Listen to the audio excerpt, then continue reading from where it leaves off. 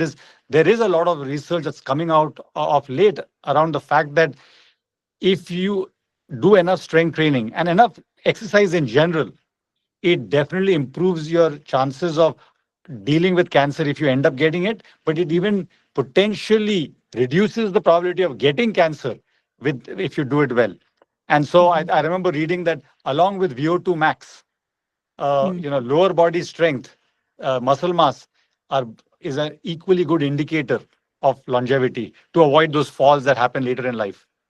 Yeah, Right. that makes sense. And from a blood sugar perspective, which I think is also really linked to cancer risk, because we know that metabolic health is protective against many cancers.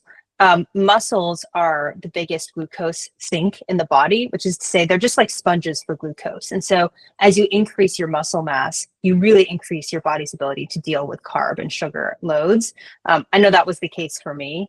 We haven't talked about this, but I found out I had prediabetes in my mid 20s, despite being a runner, being thin, doing what I thought was right. And so it's been a real pathway for me to understand what are the factors in my life and my body that can help me to improve my glucose tolerance. And putting on muscle has been one of the biggest game changers. And I think it's important for people to know also you don't have to be, like you said, big and muscular.